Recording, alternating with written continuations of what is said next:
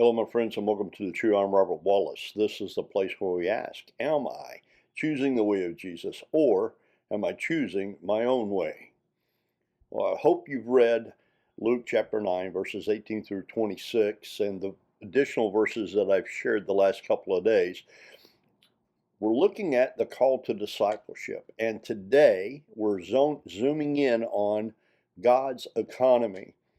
God's economy is different than the world's. Let's look at Luke 9, 25 and 26.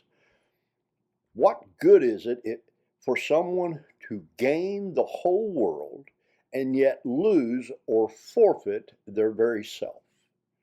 Whoever is ashamed of me and my words, the Son of Man will be ashamed of them when he comes in his glory and in the glory of the Father and of the holy angels.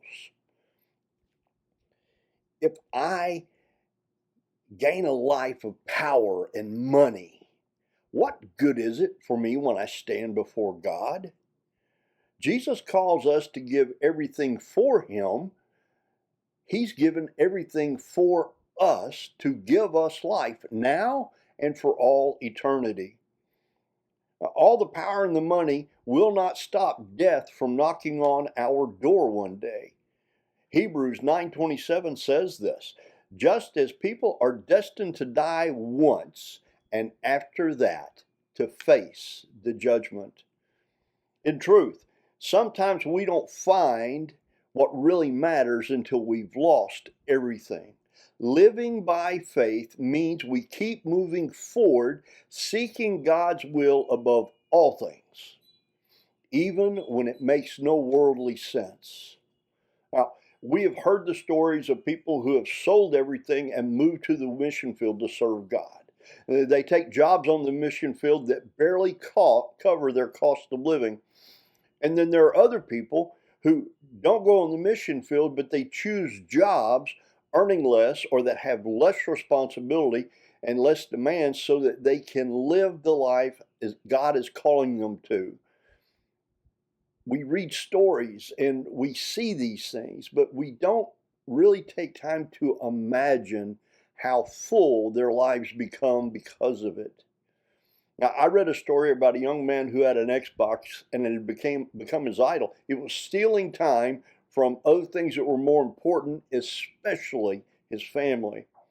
Now, he felt God leading him to destroy that. And although people encouraged him to sell it, he believed that he needed to destroy it as a symbol that he was giving his all to God.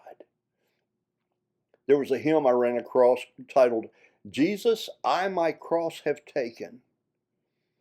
The last half of the first verse says this, perish every fond ambition, all that I have sought and hoped and known, yet how rich is my condition, God and heaven are still my own.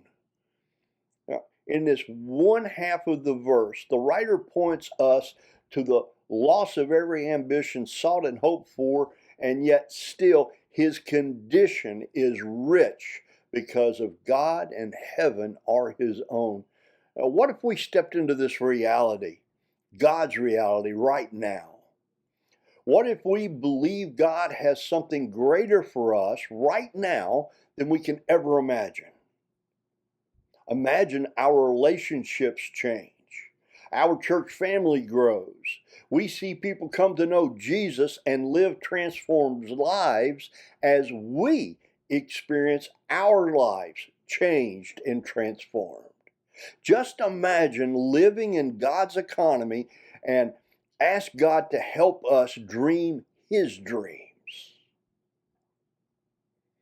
Is my life focused on the world's economy?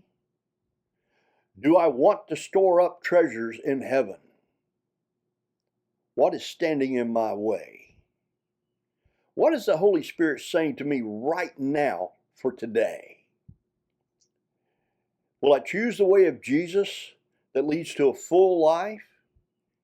Or will I choose my own way? Now I'm praying for us as we carefully consider this passage again from Luke 9 and the additional verses that I've shared. Let's invite the Holy Spirit to give us eyes to see and ears to hear God's truth from His Word. Let's have receptive hearts and minds to receive it. And then, let's ask the Father for the same boldness, commitment, and courage of Jesus to go out today and do what the Holy Spirit is leading us to do. I pray you'll have a wonderful day, my friends. Go in the peace of God. Blessings to you. Bye for now.